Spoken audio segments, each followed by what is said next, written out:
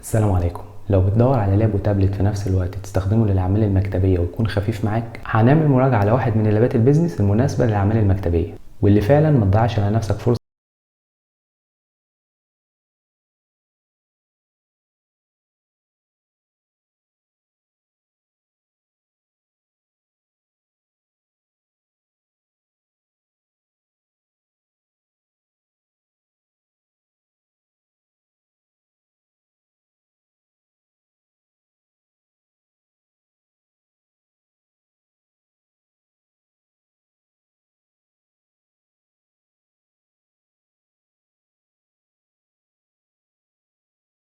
ليد بوك اكس 360 1030 جي 2، واللاب بينزل منه نسختين البروسيسور اي 5 واي 7 من الجيل السابع، والنسخه اللي معانا هي اي 5 7300 يو. كارت الشاشه الموجود على اللاب هو الانتل اتش دي 620، واللاب ما بينزلش منه نسخ عليها كروت شاشه اضافيه. لو هنتكلم عن تصميم اللاب بيجي بشكل مميز، واللاب بيكون الترا سليم، وجسم اللاب بالكامل بيكون جاي من المعدن ما عدا الجزء ده اللي هو الغطا بيكون من البلاستيك.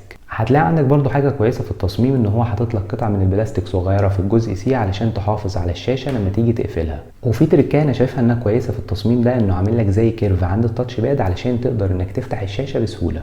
وعلشان اللاب ده مصمم ان هو يتقلب 360 درجة وتستخدمه كتابلت، اللاب بيجي بمفصلات بتكون متينة وقوية وتستحمل وتعيش معاه. السماعات في اللاب بتيجي في الجزء ده، والصوت بيجي مش افضل حاجة بعكس المتوقع، بمعنى ان هو يدي الغرض، وهنعمل تيست للصوت.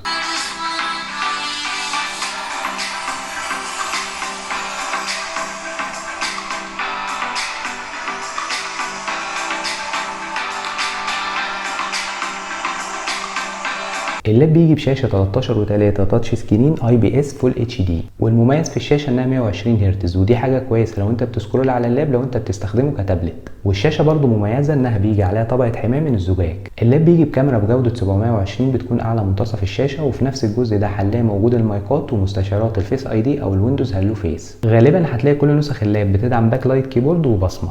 اللاب بيجي معاه شاحن 65 واط، ومتوسط استخدام البطاريه هو 3 ساعات، ووزن اللاب تقريبا هو كيلو وربع.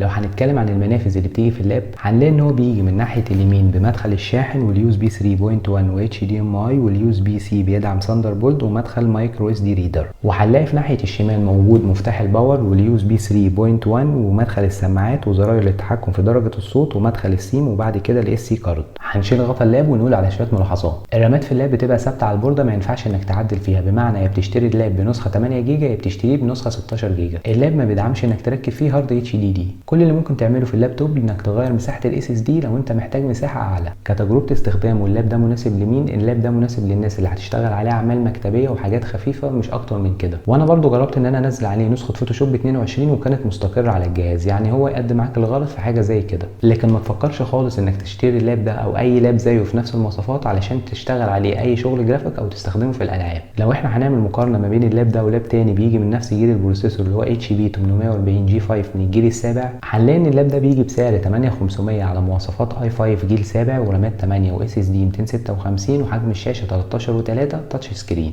وهنلاقي ان اللاب ده بيجي بسعر 7500 على مواصفات كور اي 5 جيل سابع برامات 8 واس اس دي 256 وشاشه 14 بوصه. الاختلاف اللي ما بين اللابين اللي نقدر نقول عليه ان هنا شاشه تاتش سكرين 13 و3 تقدر انك تقلبها 360 درجه وتستخدم اللاب كتابلت، مع فرق في السعر ما بين اللابين 1000 جنيه، ده ب 7500 وده ب 8500، والاثنين نفس المواصفات. مع وجود اختلافات بسيطه ما بين اللابين ممكن تكون مهمه بالنسبه لك وممكن تكون لا، زي ان اللاب ده بيدعم مدخل الايثرنت واللاب ده لا. وقرار انك تشتري اللاب ده او اللاب ده بيرجع لك انت حسب استخدامك وحسب احتياجك. وفي النهايه اتمنى الحلقه تكون عجبتك، وما تنساش اللايك والسبسكرايب، ولو عندك اي سؤال سيبه في التعليقات، وهتلاقي لينك الانستجرام في الديسكريبشن